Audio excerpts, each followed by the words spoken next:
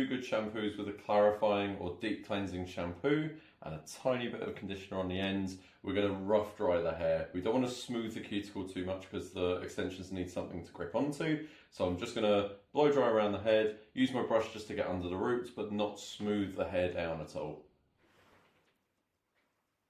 So we have our first section ready for the double hair. What we're looking for is that we've got about 1 inch either side of the double hair to give it a bit of gap to the hairline. That means wherever the hair moves, you're not going to see the double hair strip in there. What we want to do is use our silver clips just to open the double hair up. And what you should have is 1 single strip over the top and a double strip under the bottom. And we're just going to clip that in place so that it's resting just on our section there.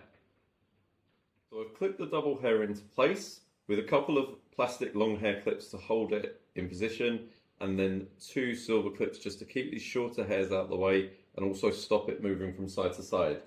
In your double hair pack, you'll get 2 little plastic cylinders like this.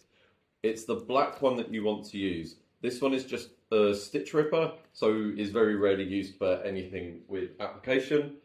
But we're going to use the black crochet hook, and we're going to use that to pull the hair through these 4 eyelets along the double hair, and then we're going to attach rings onto all the 5 locking points here, and that's going to be what holds in the hair extensions. So we're going in, along and out. If you don't quite get enough hair the first time, just pull your double hair down slightly and do that again, in, along and out. And you should have enough hair that would make up roughly 2 highlight weaves in each eyelet. So with our crochet hook, we're going to go into the eyelet, along and back out to scoop the hair through. What we don't want to do is dig into the hair because we don't want to dip into our section there. That will cause tension. So we're just going in, along and out. So once you've got your 2 bits of hair, we're going to get our protector in place, and we're measuring the one on the corner of the eyelet where the 2 wefts are stitched together. We use 2 silver clips to hold our protector in place, and then we're going to use our soft rings which are loaded onto our threader. So I've preloaded 5 soft rings onto that. We only need 1 for each locking point. And we're just going to gently pull that through the hair, through the threader, sorry. Not too much tension, not pulling at the hair at all, we're just literally guiding it through. Make sure our one's still in the correct space. And we're going to take our applicator, hold the top of the ring in the middle of the hole on the protector, pull the client's hair through and squeeze. And then we're going to work out from there. So once the first ring's in, we're going to take the protector out and work outwards. So we're going to use the remainder of the hair in this eyelet with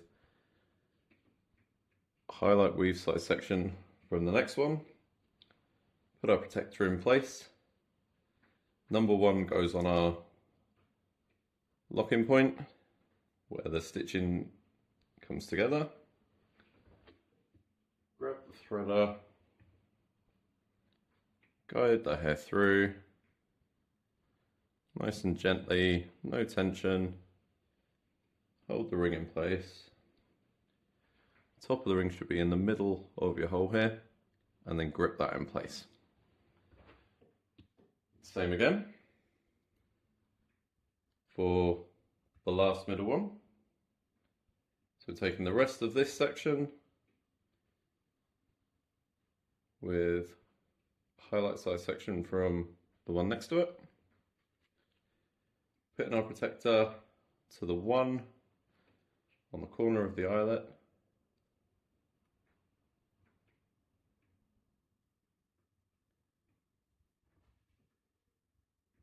guiding the hair through the threader,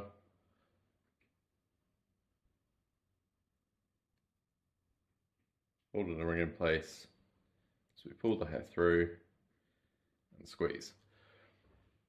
So once you've got all 3 in place in the middle, They should be nice and level, but still have some movement above the top. That's the whole point in measuring that one, so that the double hair is going to have a bit of movement to it on the top.